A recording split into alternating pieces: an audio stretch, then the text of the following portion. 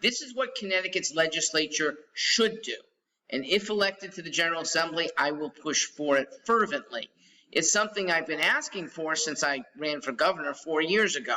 It's a win-win for both the state and every one of the pension holders or current workers who are entitled to health or pension benefits. It is revenue neutral, comes in the form of choice, that we allow pension benefits and health care benefits to be decided upon by the holder, the employee or the retiree. We, the state, pay out and be prepared to pay out 100% of all contractually earned benefits. But we allow every holder the option to invest the accruing benefits in one of many investment vehicles. Right now, the state has a limited number of vehicles. Now, if offered 50 possibilities, some retirees, some current employees, they're going to stay conservative. They will opt for the steady as you go, 2 to 3% return. The assurance that they've grown used to, it'll still be there. But others will be more aggressive. They'll place benefits into vehicles that promise higher increases.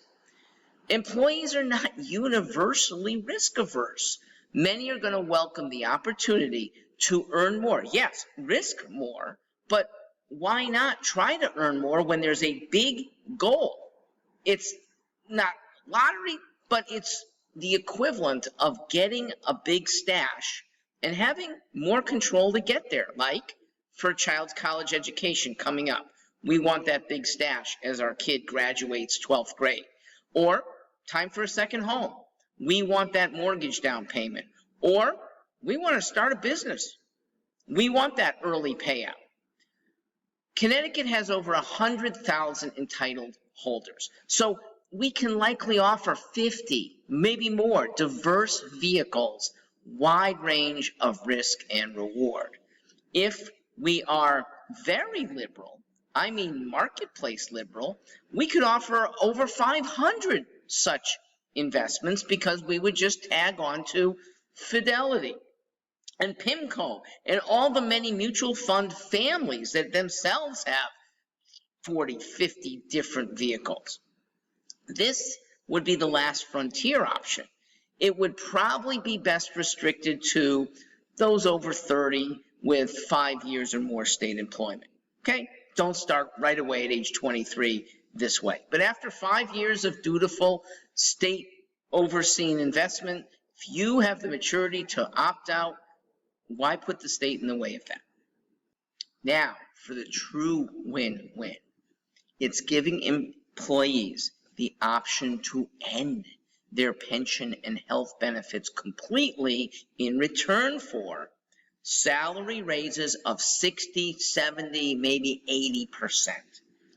What will that do? It'll first off attract highly talented people from out of state to work for us. It will keep many skilled state employees here working. We saw big losses of talented people to other professions or just plain retirements. We wouldn't have to go through that again. This works. Why does it financially work? It's because the present value of the average Connecticut state employee is 85% above her salary. 85% on top of the salary is used to pay pension benefits and health benefits, and many employees don't want them. They'd rather have money now, and they'll invest it themselves. So here's a trade-off, for example. Let's say somebody who's 10th year employee with the state of Connecticut earns $100,000 a year salary and has benefits. We'd have a new option. Your new salary is $160,000 to $180,000, and you acquire your benefits individually. This added pre-tax $60,000, $70,000, $80,000 per year can buy stocks, mutual funds, bonds, annuities, currencies. Those who don't need a lathered up health care plan, they can certainly purchase a slimmed down plan. Or some of them will go on the ACA marketplace, the exchanges. Some might self-insure, keep the money. And if you keep all of that money and it returns, say, 8% a year instead of 3% a year under state auspices, guess what? A $60,000 salary increase is really turning into $100,000 each year. After 7 years, $100,000 more. How good is that? I think you're going to have people flock to this. We might get away with an even lower increase, but I'd say be generous. $60,000 to $80,000 on top of a $100,000 salary still saves Connecticut some money, makes people really happy. And now let's go to one more intangible. We as a state, at least temporarily, would have a gaudy looking high salary that other people in other states are going to be attracted by. You don't think some talented worker in Indiana seeing a doubled salary in Connecticut is at least tempted to come here, bring her family, and become almost the opposite of what Connecticut's seen, which is an exodus out of this state. Good people coming here, good families. That's like old-fashioned Connecticut in the 70s and 80s, where we were such a great attractor of other families from the Northeast. I am one who would like to see $150,000 average salaries for our kids' good school teachers, $200,000 or more salaries for our good, engaged police and firefighters.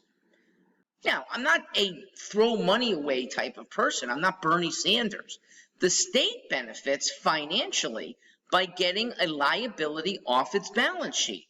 And this state is not hurt if a cluster of retirees live long beyond expectations. And we should cheer people who live to 102. But Mr. Wooden's office has a real problem if suddenly a lot of people are living a lot longer. Pensions are a relic from 102 years ago, when there were few options for those who wanted to, save their earnings. By the way, they were also, for some people, a very condescending method, because people then perceived that the average worker was unable to manage his finances. He'd become a ward of the state without a pension.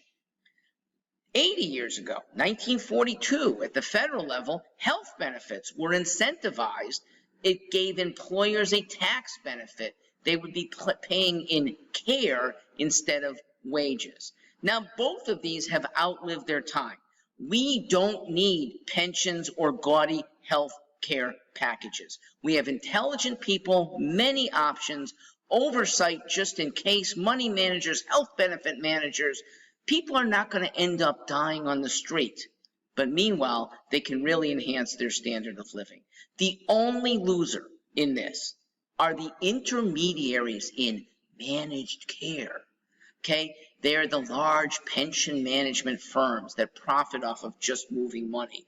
They're the health benefit organizations, not caregivers, but the bean counters. They're the ones who, they're going to take a haircut if we do this.